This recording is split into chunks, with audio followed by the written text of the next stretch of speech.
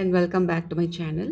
லஞ்சுக்கு பாசிப்பயிறு குழம்பு, வெண்டைக்காய் பொரியல், white rice. So first rice வச்சுட்டோன்னா அடுத்தடுத்த ஒர்க்கு நம்ம குயிக்காக ஸ்டார்ட் பண்ணி ஃபினிஷ் பண்ணிடலாம். ஸோ பொன்னி புழுங்கல் ரைஸ் இது வந்து மத்தியானத்துக்கும் சம்டைம்ஸ் பசங்க மார்னிங் ரைஸே சாப்பிட்ருவாங்க, அதுக்கும் சேர்த்து வச்சுருக்கேன். ஸோ 1 கப் ரைஸ்னால் 2 கப் தண்ணி. சாதம் வச்சுட்டு அடுத்து பால் காய்ச்ச போகிறேன். ஸோ பாசிப்பயிறு குழம்பு இன்னைக்கு நான் பண்ணுறது தேங்காய் அரைச்சி ஊற்றியும் பண்ணுவாங்க, இல்லை வெறும் தக்காளி மட்டும் சேர்த்தும் பண்ணிக்கலாம். இட் டிபெண்ட்ஸ் நமக்கு எப்படி வேணுமோ அந்த மாதிரி செஞ்சுக்கலாம். இந்த குழம்பு ரைஸில் போட்டு சாப்பிட்றதுக்கும் இல்லை டிஃபனுக்கு தொட்டு சாப்பிட்றதுக்குமே நல்லாயிருக்கும். அரிசிலாம் ரெடி பண்ணிவிட்டு ப்ரெஷர் பேனை எப்பயும் போல் நார்மல் பர்னருக்கு ஷிஃப்ட் பண்ணிவிட்டேன். அதில் பக்கம் ஒரு 3-4 விசில்ஸ் வரைக்கும் குக் ஆகட்டும். இந்த மீன் டைம் பால் காய்ச்சிற வேலை, காய்து இருக்கிற வேலையெல்லாம் 1 by 1 பார்த்துக்கலாம். அடுத்து பால் காய்ச்ச ஆரம்பிச்சிட்டோன்னா இன்னொரு அடுப்பில் பாசிப்பயிறு வேக போட்டுடலாம்.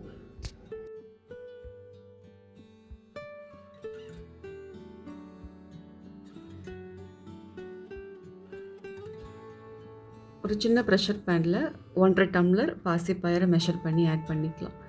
ஸோ இது வந்து குழம்பு மிச்சம் இருந்தாலும் நைட்டுக்கு எனக்கு யூஸ் ஆகும். ஸோ அதில் இருக்கிற பாசிப்பயிரை நம்ம ரைஸோட சேர்த்து சாப்பிடும் போது நிறைய குவான்டிட்டி நம்ம சாப்பிட்ற மாதிரி இருக்கும். பாசிப்பயிரை நம்ம அதிகமாக சேர்த்துக்கிற மாதிரி இருக்கும். இப்போ நல்லா எந்த டஸ்ட்டும் இல்லாமல் நல்லா வாஷ் பண்ணிவிட்டு ஒரு 3-4 டைம்ஸ் நல்லா வாஷ் பண்ணிக்கலாம். சின்ன சின்ன தூசி நிறையா இருக்கும். தண்ணி தெளிகிற வரைக்கும் நல்லா வாஷ் பண்ணிவிட்டு இப்போ சிம்மில் வச்சு லேஸாக வறுத்துக்கிறேன்.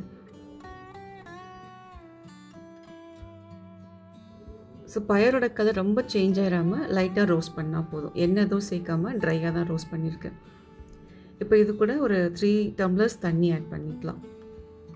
தண்ணி பத்தலைனா கூட நம்ம லாஸ்ட்டாக கொதி வைக்கும் போது கூட எக்ஸ்ட்ரா ஆட் பண்ணிக்கலாம். கொஞ்சம் மஞ்சத்தூள், சீரகம் இதை சேர்த்துட்டு நல்லா ஒரு 3 to 4 விசில்ஸ் குக் ஆகட்டும். நல்லா குழஞ்சி வந்தாலும் பரவாயில்ல, பட் ஃபுல்லாக வேகாமல் இருக்கக்கூடாது, நல்லா சாஃப்டாக வெந்திருக்கணும். ஸோ இன்றைக்கி வெண்டைக்காய் ஃப்ரைக்கு சைட் பை சைட் நம்ம அதை வாஷ் பண்ணிட்டு கட் பண்ண ஆரம்பிச்சிடலாம். இன் பிட்வீன் கேப்பில் நான் தக்காளியும் வெங்காயமும் கட் பண்ணி ரெடியாக வச்சுட்டேன். ஸோ இப்போ பசங்களுக்கு தான் பால் கலந்துட்டுருக்கேன்.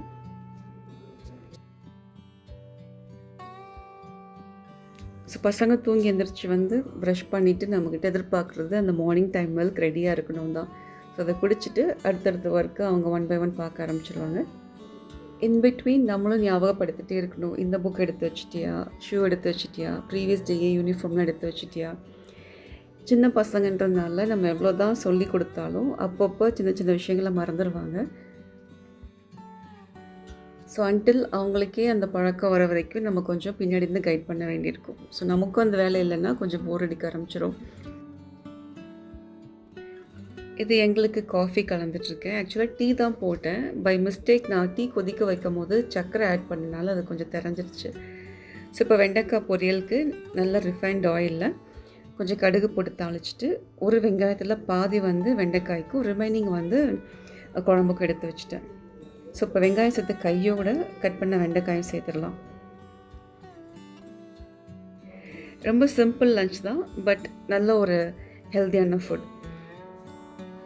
சிம்ப்ளே வந்து லைட்டாக மிக்ஸ் பண்ணிவிட்டு ரொம்ப வெண்டைக்காய் வதக்காமல் கொஞ்சம் ஸ்ப்ரெட்டடாக வேக வச்சோன்னா அந்த குழப்பு தன்மையெல்லாம் கொஞ்சம் நேரத்துக்கு அப்புறம் தன்னால் செட்டில் ஆகிடும். இப்போ அடுத்து குழம்பு தாளிக்கிறதுக்கு தேங்காய் எண்ணெயில் கடுகு போட்டு தாளிச்சிட்டு வெங்காயம் 2 நாட்டு தக்காளி அதை சேர்த்து லைட்டாக வதக்கிக்கலாம். ஸோ தேங்காய் எண்ணெய் சேர்க்கும் போது அதோடய ஸ்மெல் இன்னும் கொஞ்சம் எக்ஸ்ட்ராவாக இருக்கும். நான் லாஸ்ட்டாக ஒரு ஸ்பூன் நெய்யும் சேர்த்துருப்பேன் அதில். இப்போ வேக வச்சு பயரை வந்து சேர்த்துக்கலாம்.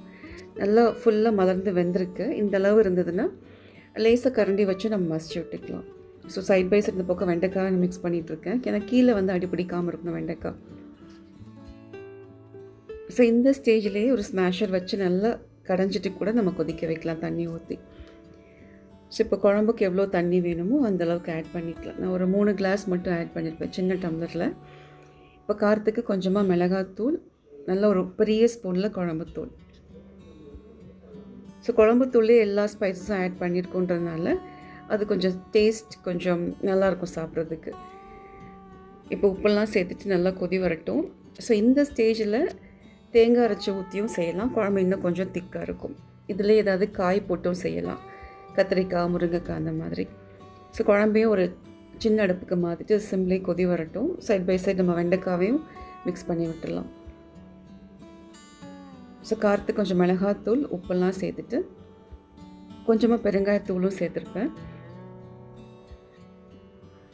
நல்லா இந்த மாதிரி கொஞ்சம் அள்ளி போட்டு மிக்ஸ் பண்ணோன்னா அந்த ஒன்றோட ஒன்று ரொம்ப ஸ்டிக்கி ஆகாமல் இருக்கும்.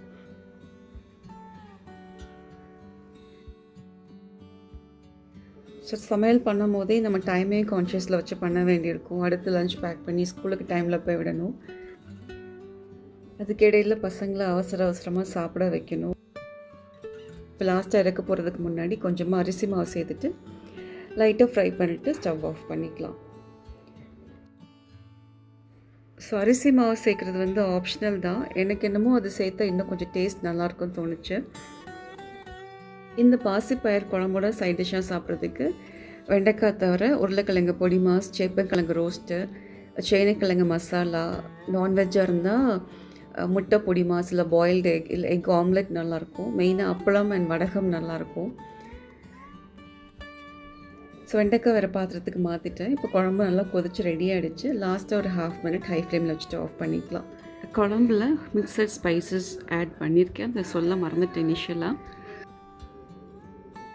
ஸோ குழம்பு தண்ணியாக தான் இருக்கும். பட் ரைஸோட மிக்ஸ் பண்ணி சாப்பிட்றப்போ அந்த பயறு குழம்புலாம் சேர்த்து சாப்பிட்றதுக்கு நல்லாயிருக்கும். இப்போ ஸ்டவ் ஆஃப் பண்ணிவிட்டு லாஸ்ட்டாக ஒரு பெரிய ஸ்பூனில் நெய் ஆட் பண்ணுறேன். ஸோ தனியாக நம்ம ரைஸில் மிக்ஸ் பண்ணி கொடுக்கும்போது பசங்களுக்கு அந்த டேஸ்ட் தெரிஞ்சு அதை மோஸ்ட்லி வேண்டாம் அப்படின்ட்டுருவாங்க. அதனால மொத்தமாக அந்த மாதிரி நான் குழம்புல ஆட் பண்ணிடுவேன். Hope you like my video. Thank you and happy food.